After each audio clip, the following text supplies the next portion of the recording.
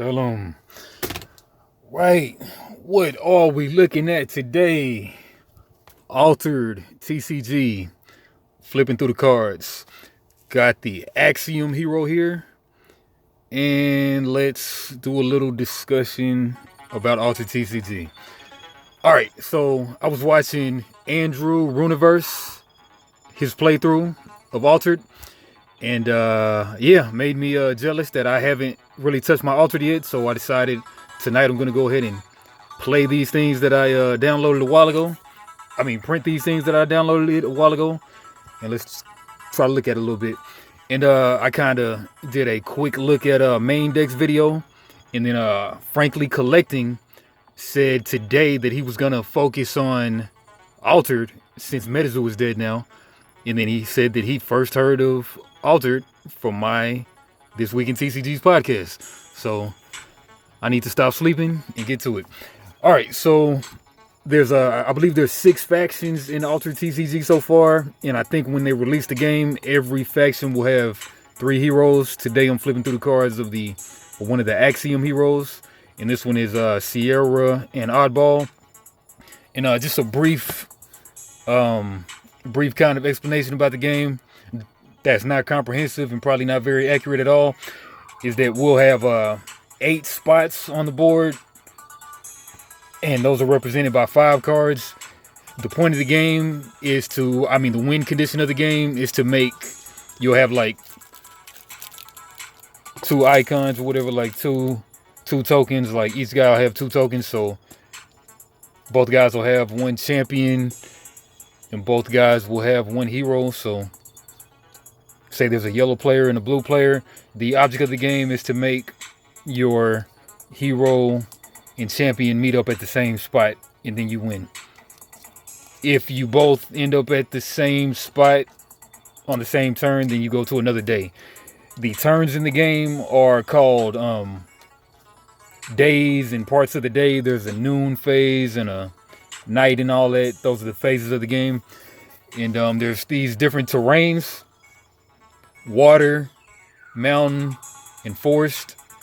And the companion spot and the hero spot, they consist of all 3 terrains. And then these in the middle, I think some of them have 2 spots and some of them have 1, but they're like half cards. And then you shuffle them up like at the beginning of the game, and then put them out randomly. And then, all right, so that's kind of like how the board is. And of course, one player will be on this side, the other on this side. And so let's look at this Axiom hero, Sierra and Oddball. I guess Sierra is the hero and the companion is Oddball. So when you play a permanent, you may exhaust me, tap me, to create a 2/2/2 brass bug robot. So this is not really like a combat TCG. This is more of a racing game to make your 2 guys meet up at the same spot to win. And then these stats 2/2/2, that's how strong that the character is in each of the terrains: the forest, the mountain, and the water. So like if this guy were on Tinker, were here, then Tinker would be a 1 in forest, but she's 3 in mountain, something like that. And then you cast these characters and all. There's 3 types of cards. There's characters. There are spells. Of course, those won't hit the board. And then you've also got I guess you just call them permanents. They're something like artifacts, but they're not characters. And then you cast them either to the companion spot or the hero spot. So like the board is like divided in half where you can cast stuff. And then you go to either the companion spot or the hero spot whenever you cast them, the permanents. All right, but all right. So Axiom hero, Sierra and Oddball. It has, that is horrible. Can't even read it. But reactive or something that says, and then permanents. No. Reserve and permanents. There's reserve and permanents. You can cast stuff from your reserve, which is, I believe, like kind of like exile that you can access zone, and then permanents. I guess it's stuff on the board, but you can have 2 reserve with this hero and 2 permanents on the board. And when you play a permanent, you may exhaust me to create a 2/2 brass bug robot tokens in the game. And then the thing about the game too is that permanents don't necessarily stay on the board.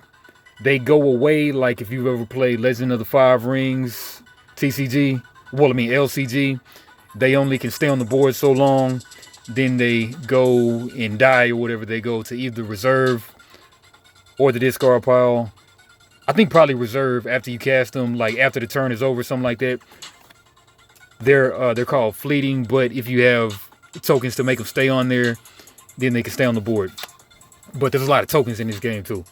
Tokens, I mean shits in this game. All right, so Tinkerbell, we already looked at her. But the thing about this is that this is the cost to cast it from the hand. And this right here is the cost to cast her from the reserve. You can cast them from either the hand or reserve. All right, so 1, 1, 3, 3 in the water. All right, and then one thing too, it seems like the full art, like the borderless, just at least in these decks, they have an extra power. This is a reserve power. So I think if you discard this card from reserve, you can pop off this power, something like that. Don't quote me on it. I just watched it real quick. But spin X, activate the something effect of target permanent. Discard me from your reserve to activate this effect. Yeah, so basically what I said. Discard me from your reserves to activate this effect. Activate the arrow effect of target permanent. So if you have a permanent on the board, you can do the arrow effect by just discarding this from reserve. Cool thing right there. As you can see, the other one that's not borderless does not have that effect on it. And every card has a QR code, and you can kind of like print these cards out yourself, and it goes through all languages. It's a cool concept.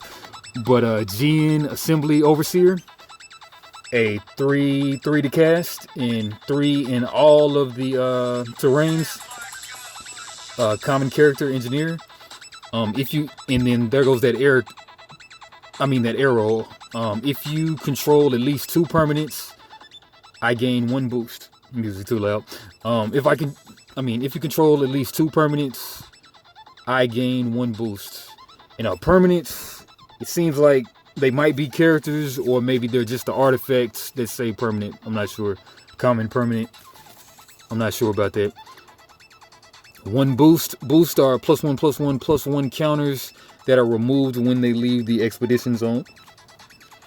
And expedition zone, I think that's just the spots on the map, the 8 spots, I believe, but I could be wrong about that.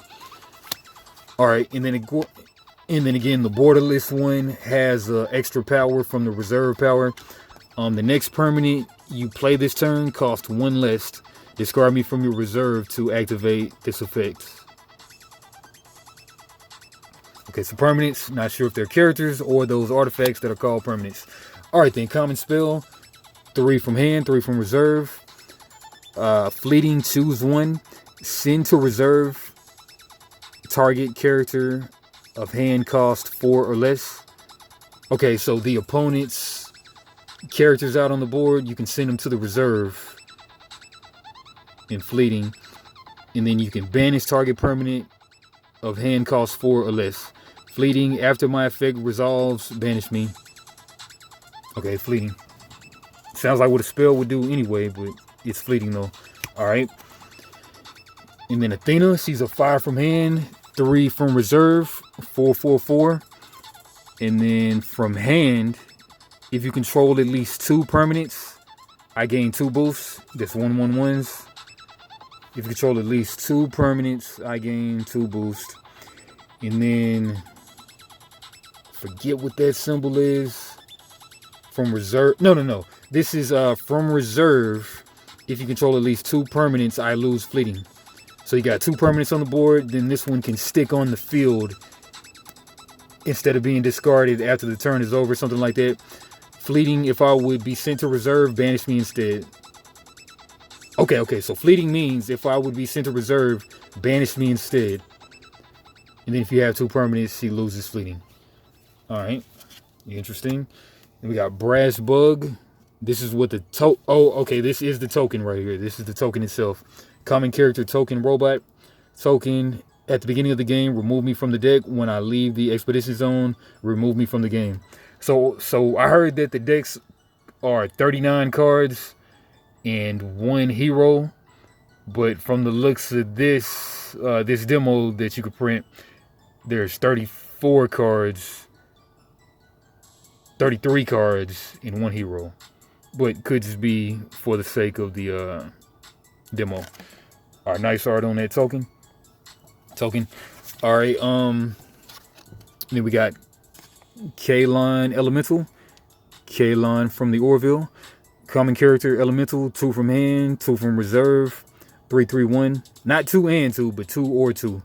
From hand, put a card from your hand into your reserve if you play this from hand. Right? Then we got a vanilla 3/1, 3 from hand, 1 from reserve. Really want to play this from reserve.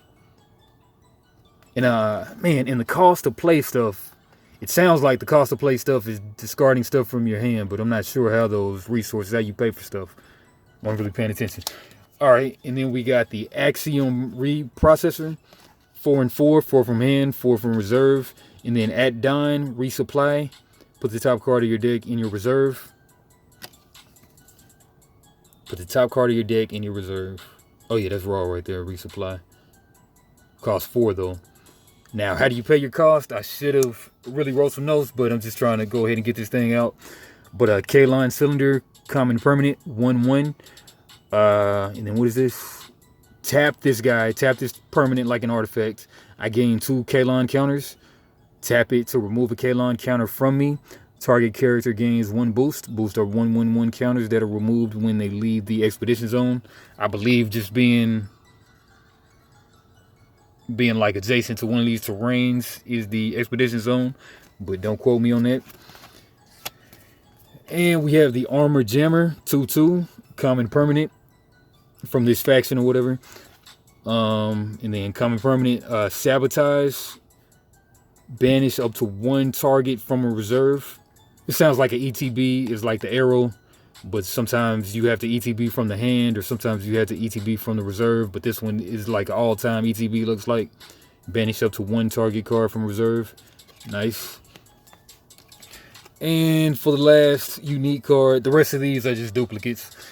And then last unique card, this Brass Bug Hive, 5/5 from either hand or reserve, common and permanent. And then ETB, create a 2/2/2 Brass Bug robot token. At dawn, activate the ETB effects. All right, looks interesting. Different type of game, different type of TCG.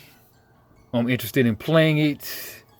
If I had someone to play in person with, I would definitely be all about that. But might have to do it on TTS or something. But we'll see. Maybe even tomorrow. Who knows?